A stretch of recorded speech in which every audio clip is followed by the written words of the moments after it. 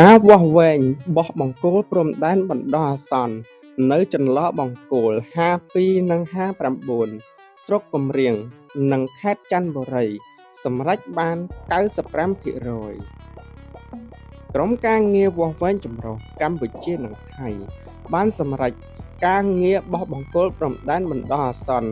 នៅដំណាក់ខ្សែបន្ទាត់ព្រំដែនចន្លោះបង្គោលលេខ52និង59ព្រំដែនកម្ពុជាថៃបានចំនួន152បង្គោលស្មើនឹង95%នៅព្រំដែនស្រុកគំរៀងជាប់ខេត្តចន្ទបុរីរបស់ប្រទេសថៃ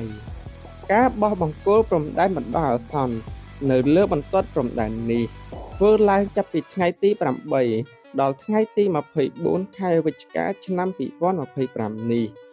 បង្គោលដែលសម្រេចបានទាំង157បង្គោល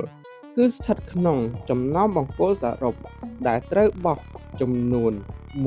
166បង្គោលបើតាមក្រុមការងារភាគីទាំងពីររំពឹងថានឹងសម្រេចការងារបោះបង្គោលបណ្ដោះអាសន្នឲ្យបានរួចរាល់នៅថ្ងៃទី25ខែវិច្ឆិកាឆ្នាំ2025នេះតាមផែនការដែលបានឯកភាពគ្នាក្រុមការងារនៃភាគីទាំងពីរនឹងបន្តការងារថតរូបពីលើអាកាសដោយប្រើដ្រូននៅដំណាក់ខ្សែបន្ទាត់ព្រំដែនចន្លោះបង្គោលលេខ52និង59ចាប់ពីថ្ងៃទី27ខែវិច្ឆិកាឆ្នាំ2025នេះតទៅ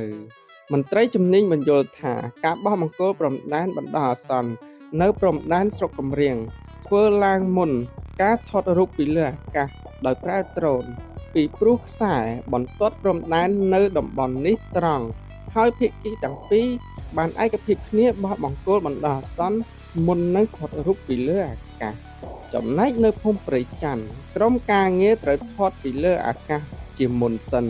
មុននឹងធ្វើការវាស់វែងបោះបង្គោលបណ្ដោះអាសន្នដោយកត្តាភូមិសាស្ត្របាទសូមអរគុណ